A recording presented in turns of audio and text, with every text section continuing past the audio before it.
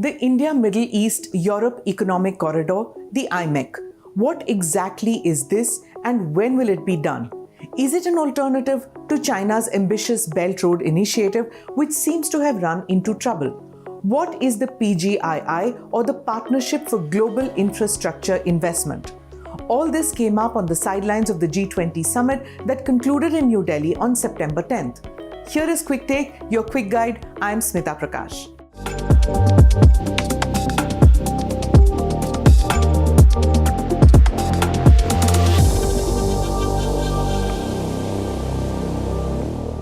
The host country India, the US, Saudi Arabia, the European Union, UAE, France, Germany and Italy signed a Memorandum of Understanding on the IMEC, the India-Middle East-Europe Economic Corridor, which has an ambitious plan ahead.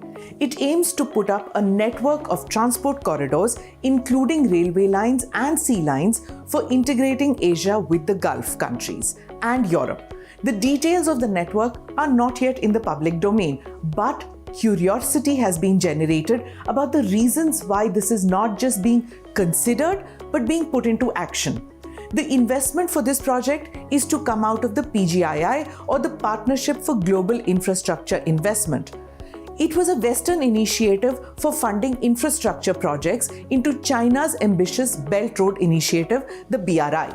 So is the IMEC an alternative to the BRI? Seems like that to many actually. The BRI began in 2013 and it is President Xi Jinping's dream project, which aims to revive the ancient Silk Route connecting China and Europe. India is not part of the BRI because it decided against it. Why? Because the BRI passes through Pakistan-occupied Kashmir in the CPEC project under BRI. The CPEC is the China-Pakistan Economic Corridor, which has also run into huge trouble in the past year.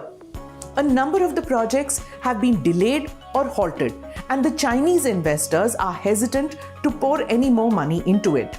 The CPEC part of the Belt Road Initiative was envisaged with a plan to budget in $6 billion worth of projects.